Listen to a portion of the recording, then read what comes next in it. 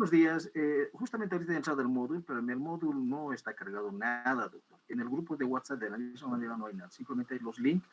Sería tan amable de que podrían proporcionarnos un PDF al grupo de WhatsApp y yo creo que estaríamos todos contentos y felices para ver el sílabo, doctor. Muchas gracias, doctor. Perfecto. Muy bien, vamos a hacer eso. Ok. Bien, de todas maneras, el tema que vamos a tocar hoy es el número 2 y está referido a la sucesión, a las clases de sucesiones. Este temario, esta lección, enfoca la sucesión en la persona y la sucesión en los bienes, luego la sucesión legítima, la sucesión testamentaria y la sucesión contractual, sus conceptos y características de cada uno, los antecedentes históricos, los conceptos clásicos y orientación moderna, y lo que tenemos es su tratamiento en el Código Civil. Bien, habíamos manifestado ya anteriormente que la sucesión se abre con la muerte real o con la muerte presunta del causante. El artículo 1000 del Código Civil boliviano dice: apertura de la sucesión de una persona se abre con la muerte real o presunta.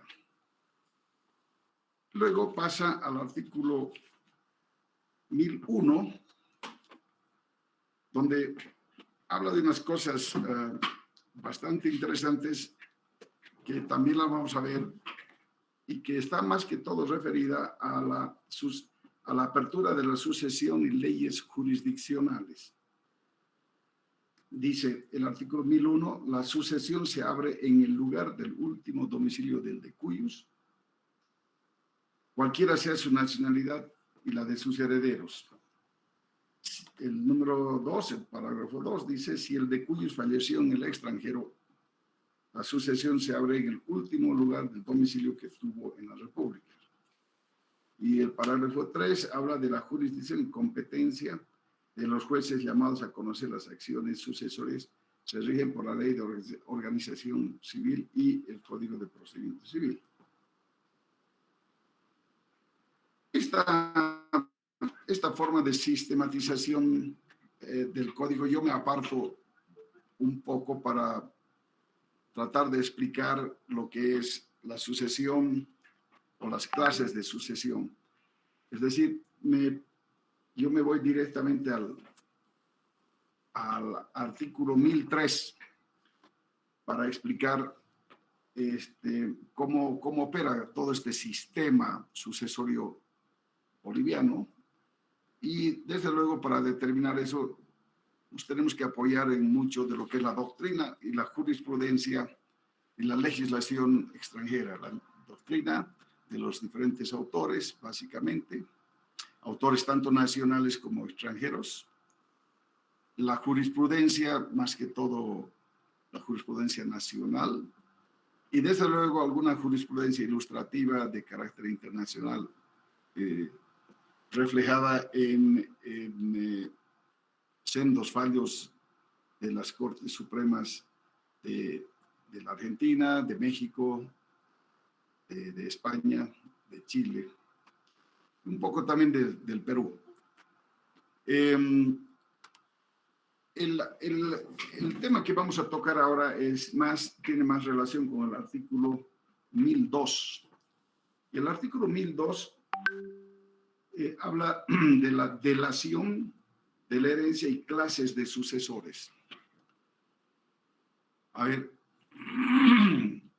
¿qué podemos entender por delación? ¿Qué es la delación?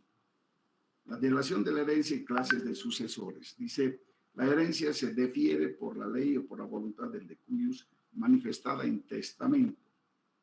En el primer caso, el sucesor es legal y el segundo caso es testamentario. Luego entra ya a otra subdivisión en el parágrafo segundo, cuando habla de que entre los sucesores legales, unos son forzosos, llamados a la sucesión por solo ministerio de la ley, y los otros son simplemente legales, que tienen derecho a la sucesión a falta de los herederos forzosos y testamentarios. Entonces, lo que nos da este artículo 2 es una clasificación, llamaremos así, del tema del derecho sucesorio. Cuando hablamos de delación, es un término que se lo utilizó en el anterior Código Civil, el de 1831, en el Código de Santa Cruz. Y curiosamente, acá en el Código actual no se digamos, explica qué viene a ser o qué constituye lo que vendría a ser la delación de los derechos. Voy a referirme un poquito a este tema porque es importante. En lo que habla el doctor Villafuerte, pero antes quisiera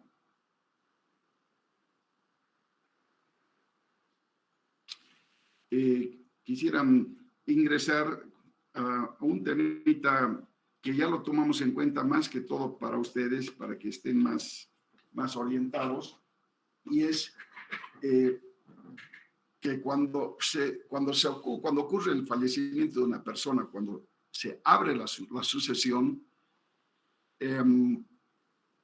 con la muerte real o presunta, se da origen a todo un proceso, a todo un fenómeno. Algunos tratadistas hablan más que todo del fenómeno sucesorio, pero en líneas más sencillas se trata todo de un proceso que implica el ingreso de una persona en lugar de otra, porque esta persona ha fallecido, ha dejado de tener existencia legal y va a ocupar el lugar de las relaciones jurídicas que se hayan establecido o que se hayan dado, que haya contraído la persona que fallece. Entonces, cuando fallece el decuyus, ocurren una serie de fenómenos, una serie de efectos jurídicos trascendentales, fundamentales. Un primer fenómeno estaría dado por la transmisión inmediata, sin solución de continuidad de ninguna clase, de los bienes, acciones y derechos que tenía la persona que fallece en favor de los herederos. ¿Qué viene a significar eso? Ya hemos dicho que el fallecimiento marca el fin de la existencia de una persona natural como nosotros. Y eso es a través de la cesación de las funciones básicas, corazón, etcétera, etcétera, ¿no? Pero ¿qué otras consecuencias tiene? Tiene unas consecuencias muy importantes de carácter patrimonial. Estas consecuencias patrimonialísticas hacen que los bienes que tenía la persona que ha fallecido pasan en su integridad, en su totalidad. Es decir, el patrimonio sufre un desplazamiento de la persona que fallece hacia los herederos, hacia los llamados por ley, en el instante mismo del fallecimiento del decuyus. O sea que ocurre el fallecimiento y ya las personas llamadas por ley, en este caso pondremos el ejemplo de los hijos, tenemos una pareja que es padre, madre y 3 hijos, entonces fallece el padre o fallece la madre, los llamados a ingresar a la sucesión van a ser, digamos, vamos a ver el porqué de todo esto, por qué son los hijos, porque son descendientes, por qué también ingresa el cónyuge en una calidad similar a los de los hijos, desde luego el cónyuge supérstite, y lo que se les transmite a todos ellos de manera inmediata, instantánea, es la totalidad del patrimonio que acumuló, que tenía la persona que fallece. A partir de ese momento ya somos o son herederos las personas que tienen vínculos de parentesco cercano o muy cercano, de acuerdo a lo que la graduación que permite, que establece la legislación de los países, básicamente, bueno, desde luego el código, ¿no? Entonces, la sucesión, cuando ocurre esta clase de cuestiones, o sea, la transmisión hereditaria inmediata de todos los bienes y todo el patrimonio, se dice que ha ocurrido la transmisión hereditaria en la persona, es decir, lo que viene a denominarse la sucesión en la persona, que viene a ser una de las fuentes de donde proviene el fundamento, uno de los fundamentos en general, de la actuación del por qué los herederos ingresan a la sucesión. Pues ingresan a la sucesión porque ha existido un fallecimiento, existen vínculos, por otra parte existen vínculos de parentesco cercanos respecto de la persona que fallece, y existe además algún patrimonio, algunos bienes, acciones, derechos, que van a ser transmitidos o van a ser susceptibles de transmisión hereditaria, que son más que todos referidos a las cosas y a los bienes. Hay alguna parte, hay algunos estadistas después, y también que disponen que hay situaciones extrapatrimoniales que supuestamente no se transmite para nada, no son transmisibles para nada a los herederos. Es decir, todo aquello que no conforma el patrimonio, que no es patrimonio, los títulos, por ejemplo, no es patrimonio de uno un título profesional, porque no corresponde que nosotros, si ustedes van a ser abogados, al fallecimiento de alguno de ustedes o al fallecimiento de los ascendientes de parte de ustedes que hayan sido abogados, médicos, ingenieros, lo que fuera, ustedes van a entrar a recibir el título de abogado, médico, o lo que fuera, por el efecto del fallecimiento. No, todas esas situaciones no conforman los bienes patrimoniales. Los bienes patrimoniales, otra vez, son todos aquellos que conforman, que están conformados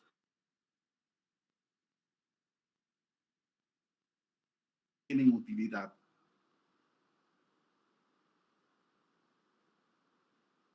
Dinero.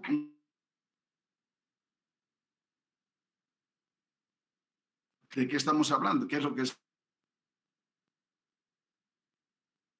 Doctor, disculpe, no se le escucha nada y se encuentra entrecortado el video. ¿Aló? Doctor, disculpe, se le está entrecortando. Es muy entrecortado, se le escucha, doctor, y el video también se corta. Lo que me parece que es falla del Internet. El Internet debe estar muy sube y baja. La señal está baja, sí. La última parte, doctor, no se ha escuchado muy bien. No sé si podrías repetirla, por favor.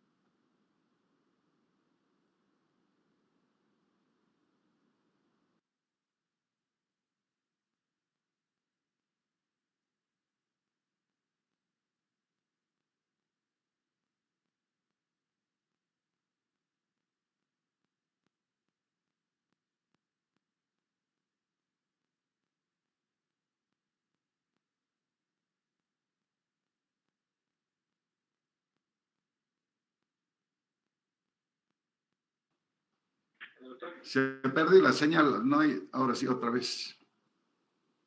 Ahora sí. Algo ha pasado. A ver, ¿con cuál de los internets estoy? Está con el EMBA, doctor, EMBA 5. Pero a ver, fíjate si está bien. Ya vuelve a después, doctor. Sí, sí. Lo dejo ahorita. Ya, ok. Ahora sí, ¿no? Sí, doctor. Sí, doctor, se escucha bien. Ahora sí, doctor. Ya, perfecto. Bien, les decía de que el momento en que ocurre el fallecimiento, ocurre la transmisión hereditaria de todo lo que viene a constituir el patrimonio que tenía la persona que ha fallecido hacia los herederos.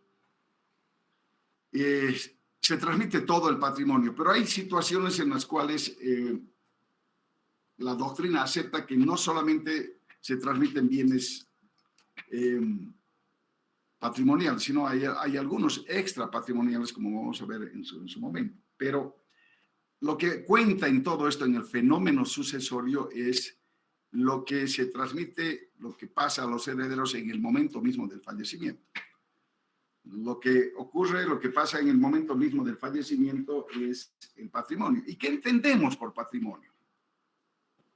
Vamos a apoyarnos un poco en la teoría clásica de Aubry y Roux. Son dos tratadistas clásicos franceses. Han debido ustedes escuchar mucho de ellos.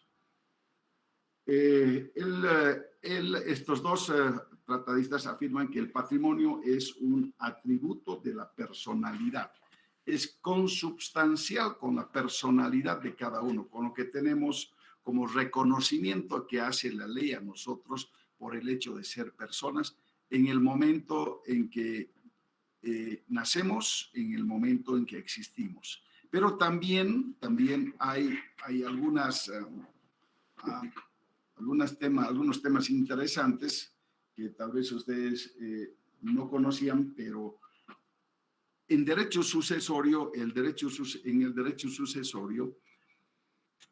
para ser objeto de una transmisión mortis causa, para ser objeto de un beneficiario, llamaremos así, para ser heredero de una situación sucesoria, no solamente es necesario existir, y con eso entramos un poco a dilucidar, a hablar de lo que es la teoría de la existencia, la teoría de la existencia y de la teoría de las personas por nacer, que cuando ocurre el nacimiento, el alumbramiento, las personas, todas las personas, todos nosotros, a partir de ese momento, adquirimos una capacidad.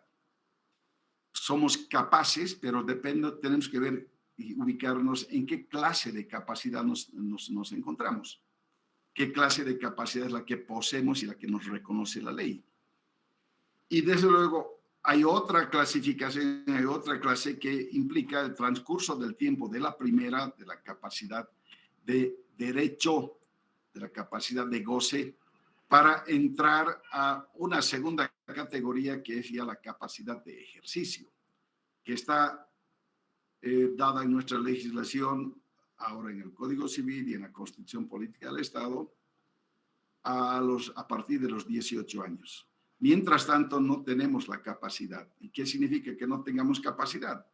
Que no podemos realizar actos jurídicos valederos, oponibles a terceros, porque nuestra voluntad se encuentra limitada. No es que esté en entredicho, sino se encuentra limitada por un aspecto de la edad en cuanto al transcurso y paso del tiempo, desde el momento del alumbramiento. Pero hay una situación muy importante, muy interesante, que está reconocida a una situación de las personas por nacer. Las personas por nacer, pero no todas necesariamente las personas por nacer, no a todas las personas por nacer se les reconoce una capacidad. Más que todo esta capacidad de ser sujetos de una sucesión mortis causa, sino las personas que se encuentran concebidos. Aquellas personas que se encuentren concebidos, desde luego que estén en el seno materno. A partir de la concepción, que es un fenómeno biológico, la ley les reconoce a esas personas la posibilidad de que puedan de convertirse en herederos una vez que nazcan a la vida, una vez ocurrido el hecho jurídico del nacimiento, y que esas personas no es necesario que tengan que vivir como existía anteriormente, una teoría dual, una de el requisito de la existencia y la otra el requisito de nacer con forma, inclusive se hablaba, son temas aberrantes, ¿no? Que no se puede ahora concebir una situación de esa naturaleza. Entonces, a lo que nosotros nos regimos en este momento es en lo que viene a significar la teoría, simplemente la denominada teoría de la vitalidad. O sea, es suficiente nacer con vida, porque si una persona nace muerta, por cualquier razón que hayan visto ustedes, esa persona no ha sido sujeto de derecho, porque ha nacido muerta, en el momento del alumbramiento pudo pasar alguna situación de carácter médico que un poco escapa al conocimiento nuestro. Pero lo importante es, para que una persona pueda ingresar a la sucesión, es que uno esté concebida y dos, que nazca con vida. A partir de ese momento ya la persona todavía tiene mejores derechos, llamaremos así, un derecho mejorado. Ahora, una persona que inclusive habla el código, nuestro código y la doctrina también es conforme con todo esto, una persona o una situación jurídica en la cual una madre o un padre y madre que conforman la familia nuclear, hayan concebido a una persona, esa persona sí va a tener, si nace con vida, va a tener las mismas facultades que una persona, o prerrogativas o situaciones jurídicas favorables que una persona que haya nacido o que exista a partir de ese momento. Una persona concebida, y si nace dentro de los 300 días desde digamos, desde la concepción hasta los 300 días, esa persona se la considera como heredero de los padres o del padre o de la madre que ha estado o que han concebido a ese sujeto de derecho. Pero hay situaciones en las cuales, que vamos a ver casos de jurisprudencia, en las cuales los hijos que nacen después de los 300 días, hay la presunción legal de que no pueden ingresar a la sucesión de cuya sucesión se trata, por cuestiones de presunción de exclusión, ya que habría nacido fuera del periodo máximo de concepción, que son los 300 días, y que puede prestarse tal vez a interpretaciones o a situaciones de actos simulados y que puedan, para poder hacer ingresar a personas que a la sucesión, para que puedan ser herederos cuando en realidad no lo son. En este caso, en algún momento vamos a comentar el caso de jurisprudencia, que no es un caso de jurisprudencia porque no llegó a fallarse en primera instancia, sino se llegó las partes llegaron a una transacción. A ver, tenemos tiempo, en el transcurso de la clase le voy a comentar este caso. El tema que nos trae ahora a colación es también tremendamente importante, porque las personas que están concebidas y no han nacido tienen capacidad para ingresar a la sucesión. Pueden llegar a ser sujetos de derecho si es que nacen con vida. Los que tienen existencia, los que viven, desde luego tienen capacidad de derecho, y está limitada la capacidad de ejercicio, como hemos dicho, hasta sus 18 años. Pero también hay una situación muy curiosa que se da en el derecho sucesorio en general, pero más que todo en la sucesión testamentaria. Y es la siguiente: las personas que aún no estando ni concebidas, no hay concepción, ni están existentes, no existen, pueden ingresar a la sucesión por voluntad del testador. ¿Cómo es eso? Les explico. El señor Juan Pérez, el señor X, hace un testamento. Utiliza el mecanismo testamento para hacer la disposición de sus bienes. Las características fundamentales del testamento es la institución de herederos, el señalamiento de quienes van a ser los herederos de una manera precisa, directa, para que no haya lugar a equívocos o suplantaciones en su caso. Este señor dispone en su testamento que instituye como sus hijos a su hija María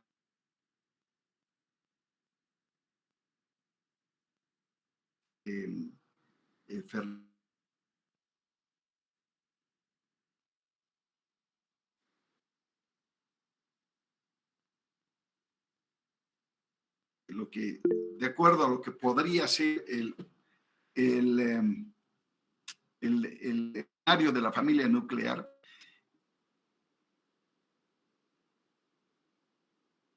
Se cortó, doctor. En sucesión, los hijos que puedan tener, que podrían tener uno de sus hijos, por decirle la hija mujer o el hijo hombre.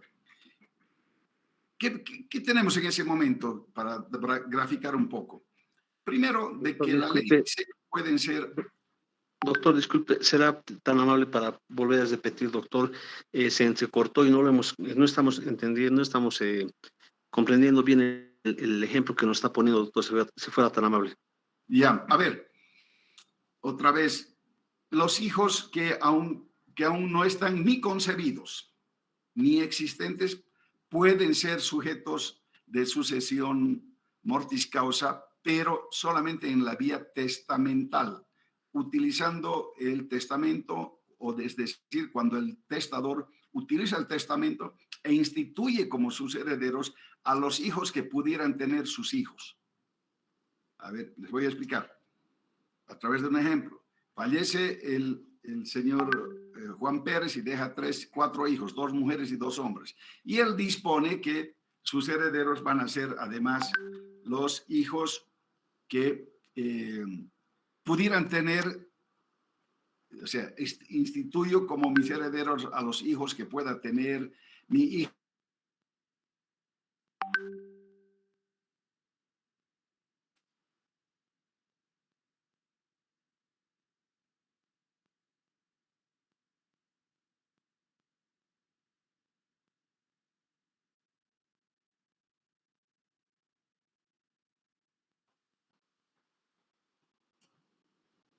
¿Ahora ha vuelto la señal? Sí. Sí. Acaba de volver, doctor. Ya, ahora sí. A ver, estoy aquí con el técnico para ver que va a hacer un ajuste. Se quedó, doctor, en el ejemplo de que tenía 2 hijos y posiblemente estaba para tema de sucesorio para los nietos.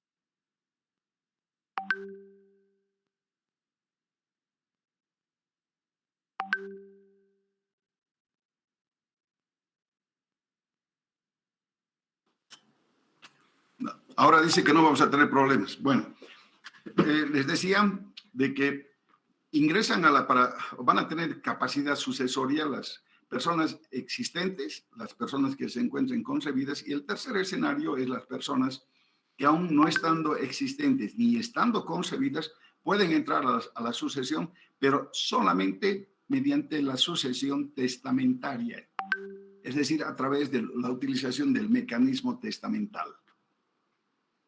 Y el ejemplo de todo esto es una persona que está concebida, es que está en el seno materno y que nazca como condición mínima dentro de los 300 días desde la fecha del matrimonio, desde la fecha de celebración del matrimonio.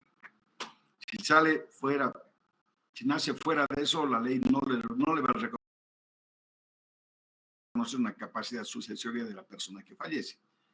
Y lo más importante y llamativo dentro de la ciencia, es una característica muy importante dentro del derecho sucesorio, es que uno puede ser sucesor aun cuando uno puede tener capacidad sucesoria, aun cuando no exista ni esté concebida.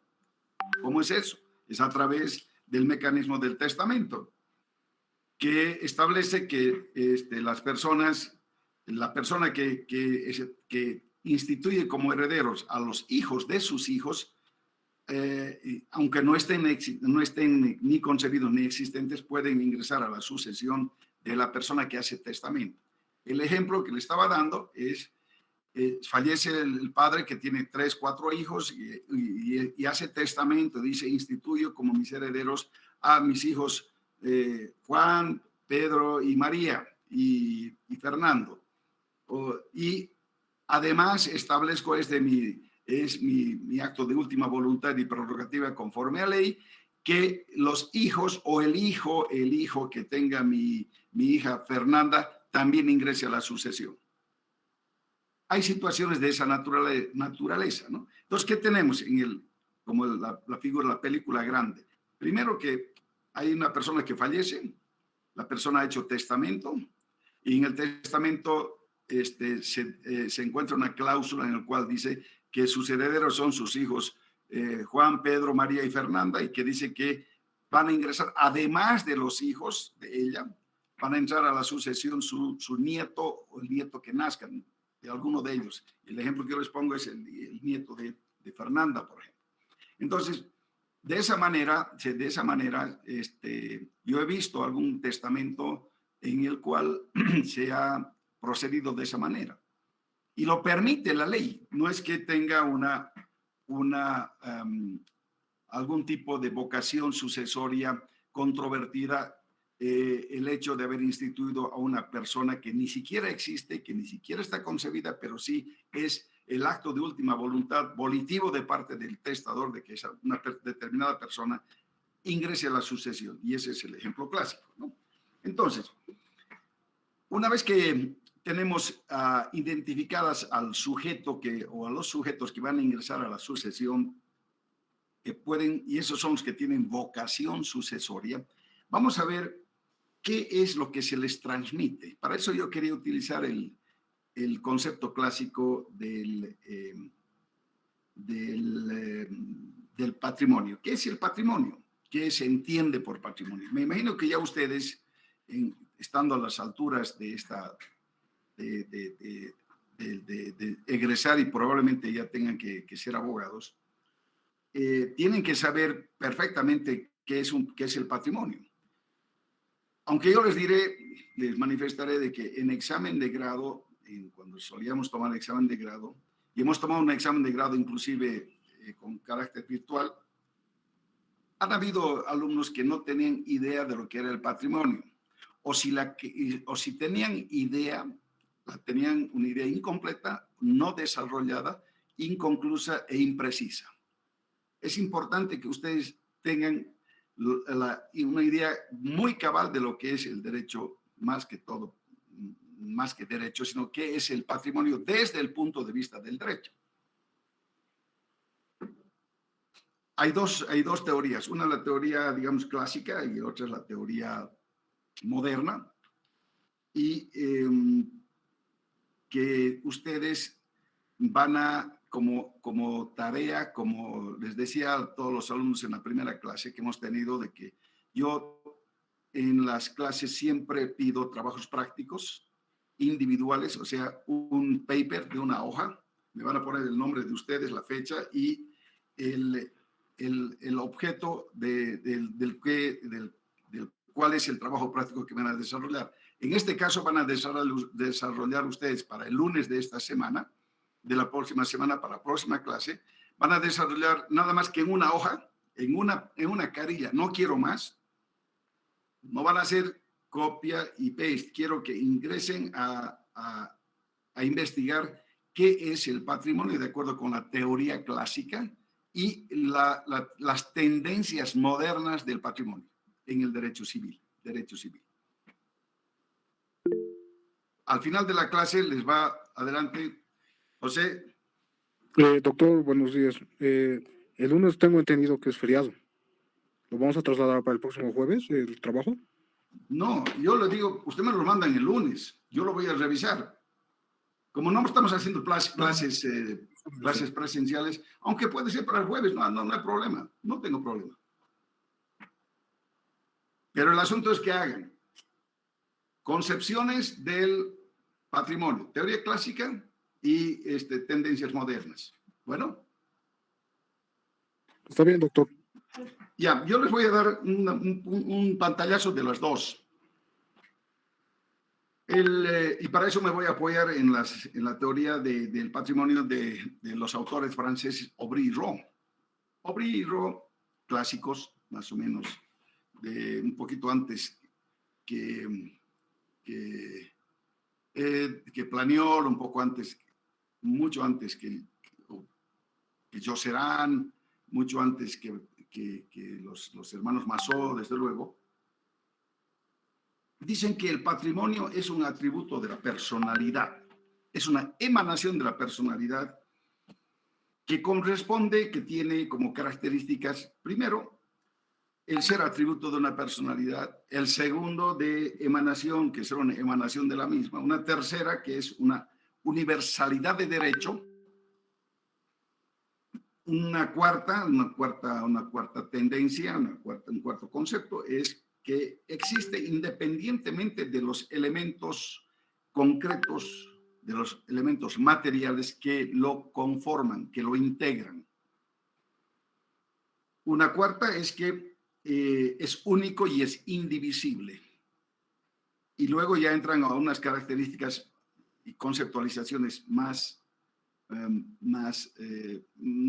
desde luego trascendentales, pero que ha causado muchísima discusión y debate jurídico, y que dicen que que no hay persona sin patrimonio. Toda persona tiene que tener patrimonio, y que no es posible de una enajenación, de una alienación total o parcial. Estas ya son, digamos, situaciones doctrinales que merecen hasta debate entre muchas otras personas. Aquí hay una levantada de mano. ¿Dónde vamos a mandar? En Word. Sí, en Word me lo van a mandar a un link que yo les voy a proporcionar. Y ahí es donde van a cargar todos los trabajos, tanto de la sala 1 o la sala 2. Ahí van a cargar todo, y yo lo voy a ir almacenando, y desde luego voy a corregir y voy a evaluar cada uno de los criterios. Y en un determinado momento, tomado al azar, voy a leer cada uno de unos 2 trabajos. Y lo vamos a discutir, qué es el punto de vista, qué es lo que ha opinado el alumno sobre el trabajo que ha hecho. Por lo tanto, vamos a dar, digamos, una cierta aplicación al principio, a la clase, al método de enseñanza de la Universidad de Harvard, que está relacionado más al método socrático. Con eso yo gano y ganan ustedes. Yo gano porque yo voy a tener la capacidad, la vivencia inclusive, de ver con quién es la persona que está haciendo ese trabajo, para ese paper, que es una hoja no más, y cómo es su sintaxis, cómo es su composición jurídica, el criterio jurídico práctico, y tratar de corregirla, porque es tremendamente importante. Y qué técnica de investigación ha utilizado, que es muy importante para ustedes, para cuando tengan que hacer algún informe de carácter legal, un informe legal, una opinión legal que pueda ser pedida por sus clientes, por alguna institución, etcétera, etcétera. Ese es el objetivo de todo esto. Yo no sé ahorita de ustedes cómo serán, no los conozco conceptualmente. Es difícil porque estas clases no permiten eso. En cambio, las clases presenciales sí permiten, porque ustedes me ven, yo los veo de cerca, de viva voz, y a través de las preguntas yo veo y noto y las respuestas de ustedes, el razonamiento jurídico y la solidez jurídica con la cual ustedes van a expresar sus conceptos. Independientemente de eso, me interesa mucho conocer la sintaxis, la forma como ustedes escriben. Y bueno, ¿qué más? Los que no tengan computadora me pueden mandar un papelito, le sacan foto al papelito, me lo mandan de igual manera. Así que de eso no es ningún problema. Pero sí me interesa muchísimo. Y de esos vamos a tener, como les decía, alguna vez vamos a tener 2 veces, de acuerdo a la materia, de acuerdo a la lección, vamos a tener 2 papers a la semana, o si no, 1 cada semana. Como también puede ser que no haya 1 cada semana, sino 1 cada 15 días. Depende cómo estés la circunstancia, cómo estés rodeada la circunstancia. Bien, volveremos sobre el tema el patrimonio. El patrimonio es lo que se transmite a los herederos. Ese conjunto de bienes, acciones y derechos evaluables en dinero que son emanaciones de la personalidad. ¿Se transmite el patrimonio total o parcial? En la sucesión mortis causa, en un acto mortis causa, el patrimonio se transmite en su totalidad. Cuando uno realiza un acto, y aquí va una pregunta para el que quiera responder, cuando realizamos actos intervivos, ¿podríamos disponer de la totalidad de nuestro patrimonio? ¿Qué dicen ustedes? No, doctor. A ver, vamos por partes. Primero, doctor, se necesita una alícuota porcentual, por si esta persona que está imaginando... A ver, un ratito, Kenneth. ¿Alícuota o porcentual? Un porcentaje. Ya, perfecto, pero ¿sabes? Los dos creo que estás definiendo lo definido. A ver, ¿por qué? No se escucha. Un porcentaje normalmente hablamos de dinero, o si esta persona que está imaginando tuviera deudas, porque si leemos el artículo 300 del Código Civil, sabemos que... Oye, un momentito. No tenemos el artículo 3.335 en nuestro Código Civil. ¿3.335? Ah, ya, 1.000. No 3.000. ¿Han escuchado 3.000 o 1.000? Doctor, no se escucha bien lo que está... Escucha en esta sala. 1.000. Adelante, Kenneth, 1.000. Yo escuché mal, yo escuché 3.000. Además de eso, se necesita, como estamos, lo que predomina para mí, lo que es la teoría del patrimonio y personalidad, vemos que también debe tener lo mínimo indispensable para vivir. ¿Qué pasaría si este sujeto imagina todo lo que tiene, todo su patrimonio, todos sus bienes? ¿Con qué va a sustentarse? ¿Con qué va a vivir? Un punto fundamental por el cual no se puede imaginar la totalidad de su patrimonio siempre que este siga vivo. A menos que este haya fallecido, entonces en ese caso, pues aquí con una sí se puede transmitir la totalidad. Ya. ¿Quién más tenía la mano levantada? Doctor. Claudia. Buenos días, doctor. Doctor, en mi parecer sí se puede disponer, porque si bien el Código Civil menciona, digamos, el porcentaje que nos compañero, existe también jurisprudencia que nos dice que si la persona es dueña de su tiempo, vender todo, cambio por una venta, cambio de dinero, cambiar el bien, el dinero en efectivo, está en todo su derecho, no tiene que reservar la parte de la posible suceder, porque está haciendo una especie de cambio en el tipo de patrimonio, que se puede disponer. Otra vez, veamos qué es patrimonio.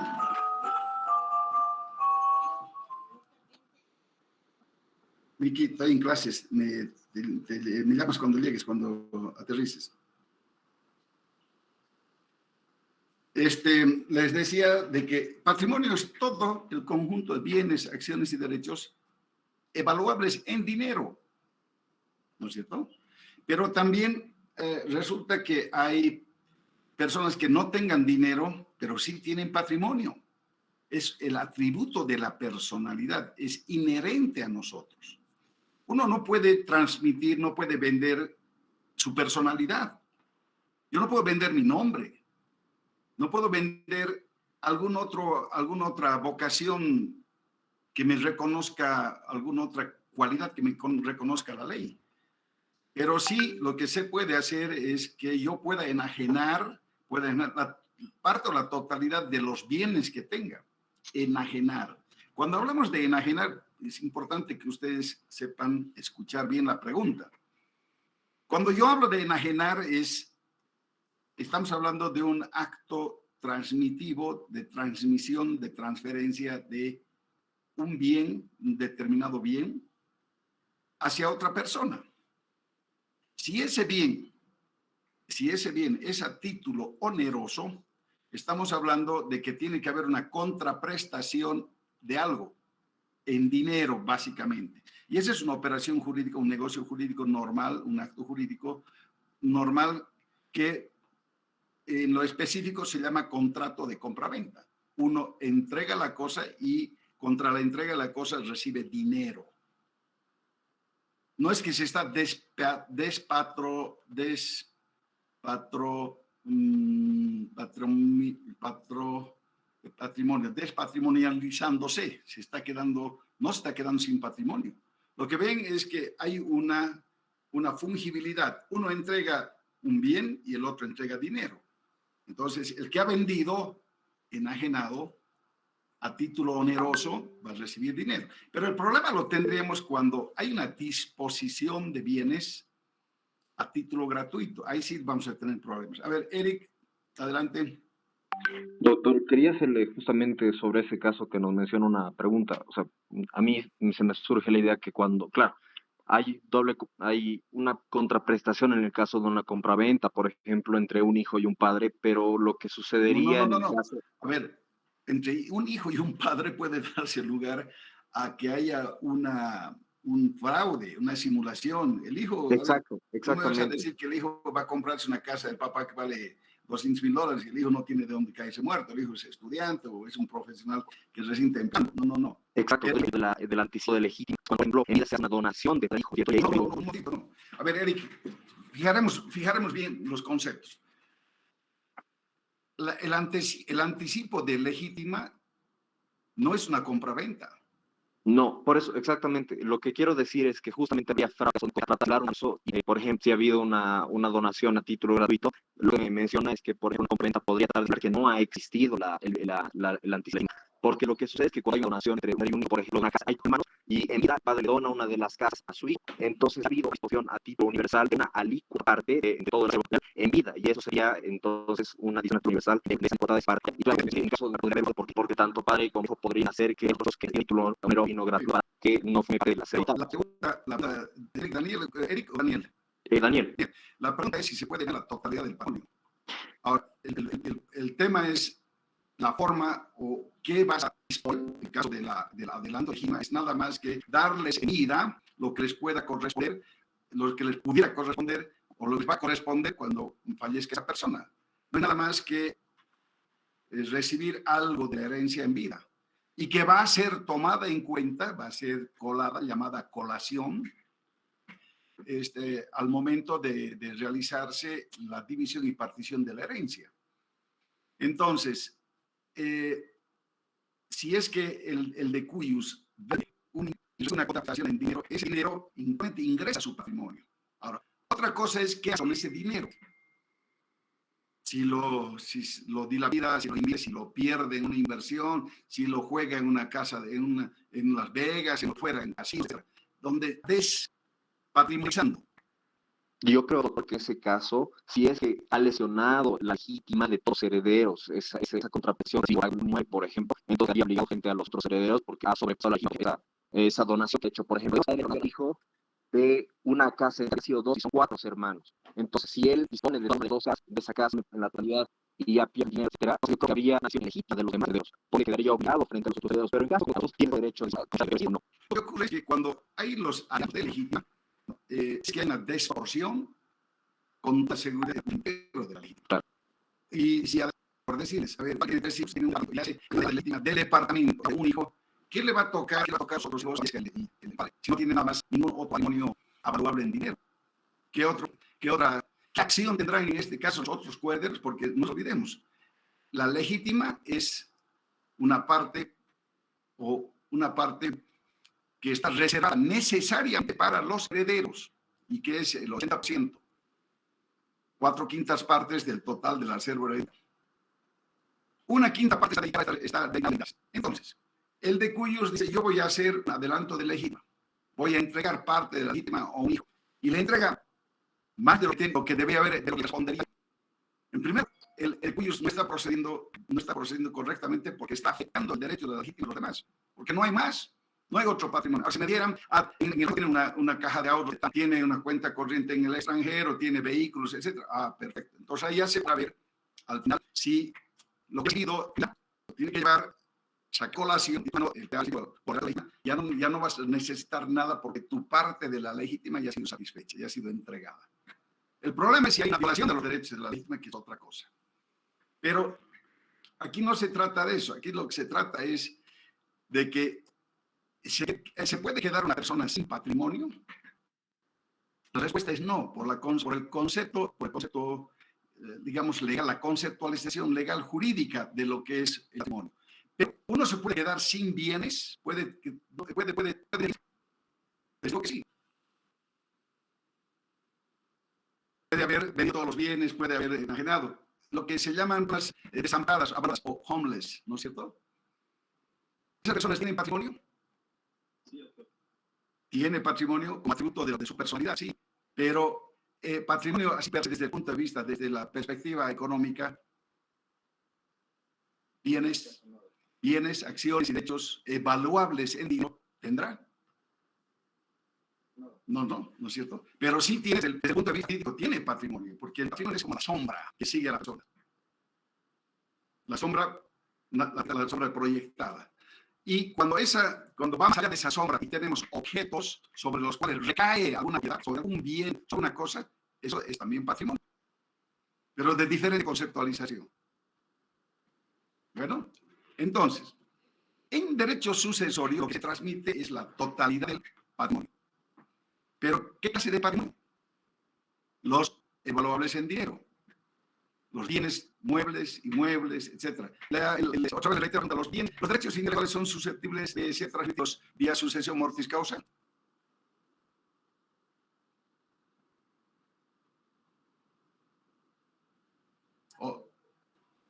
Precisamente la puede responder de otra parte, lo que nos explicó con más precisión, con más notaciones, claro, son bienes y son avalables económicamente. Entonces, bajo ese sentido, susceptibles. Lo que no sea de otra forma, como la autoría de tal, no podemos adjudicar la autoría de la propiedad intelectual de otra persona, pero sí la propiedad intelectual como tal, sí es susceptible, porque es un derecho indisponible económica. No, son derechos de propiedad. Es derecho de propiedad. Es propiedad mundial. Así. Contra el COVID. Una cosa, disculpe que lo estábamos analizando anteriormente mencionado. Claro, entonces ahora nosotros en la teoría, obviamente, tenemos el principio, pero en el FACO, claro, una persona se puede quedar sin 1.800 horas con y en ese caso, otro ejemplo de una persona que puede quedar sin patrimonio podría ser persona que, por ejemplo, tiene solo un y que ha en legítima absolutamente todos sus bienes y en todas, podemos absolutamente todo su dinero, digamos, en eso también se una que se ha quedado sin patrimonio, desdado de bienes y derechos. Ahora, ¿de qué vas a vivir? No es el hijo, el hijo tiene la obligación de las padres, de sus ascendientes. El hijo respecto al padre el hijo respecto al padre es descendiente, por una parte, a veces es el padre. Entonces, la obligación necesaria de dar hijo, educación, comida, todo eso, porque no son bienes enormes en dinero. Claro. Se tiene valores inclusive. Claro. Y para tener un ingreso económico que para ser próximo en el mercado puedan ser disponibles y generar la fungibilidad. Yo doy un bien, recibo dinero y bueno, me estoy desprendiendo de la calidad de un bien inmueble, pero estoy recibiendo dinero. Claro. El problema es una donación a título gratuito, caramba, ahí sí hay un peligro. Pero la ley también pone códigos a todo eso, porque si no se está afectando el derecho de la legítima, de los hijos. No se puede hacer así nomás cualquier cosa. No se puede dejar a los hijos. Por eso en la teoría y en la práctica ocurre que los padres dilapidan la fortuna, se van viajes, venden todo lo que tienen que vender, se recluyen en un pacto a 5 años y se dedican a viajar y no les dejan a los hijos. ¿Por qué? Porque la casa vendrá que $100,000, 5 millones, los 5 millones se los gastan. ¿Qué le deja a los hijos? ¿Podrán hacer algo los hijos en ese entonces? ¿Qué van a recibir los hijos cuando se muere esa persona? Aquí no es que vamos a poner en entredicho el derecho sucesorio. ¿Por qué? Porque de lo que se transmite en derecho sucesorio es la autoridad del patrimonio. Bienes inmuebles, derechos intelectuales, derechos interiores, en fin, todo eso se transmite. Y si no hay, ¿qué se transmite? Ese es el concepto. Si es que tuviera deudas, pero si no tiene deudas, ¿y qué es vos si es que solamente hay deudas? ¿Qué harías? No es así. La herencia puede dar la herencia bajo beneficio de inventario o puedes renunciar a la herencia. ¿No es cierto? O sea, podemos aceptar por renunciar. Y el que renuncia a la herencia se lo tiene por nunca haber sido heredero. Entonces se hace una muralla donde no se afectan los bienes de los herederos. La responsabilidad solo llega hasta el monto de cuyos, cuando hablamos de una sucesión o cuya sucesión ha sido tramitada y aceptada con beneficio de inventario. Cuando uno renuncia a la herencia per se, ante juez, con todas las formas, ese efecto y el efecto es inmediato. ¿Inmediato a qué? A que el juez acepta la renuncia a la herencia, es que esa persona no considera como heredero para nada. Pero, si uno ve, dice, eso es un para todos.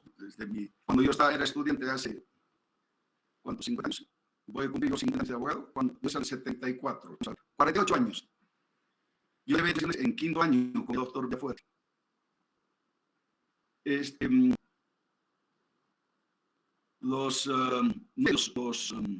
La ley que estudiaba en ese momento era el antiguo, el anterior digo, no el actual, el anterior digo, el de Santa Cruz. Eran bastante los que ahora.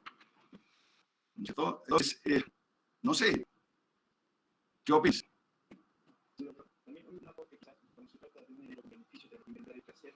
Al estar perfectamente dirigido el patrimonio de ese frente a su patrimonio hereditario que tiene deudas, pues este también por el imperio del artículo 327 vas a pagar los que herederos si está actuando como acreedor.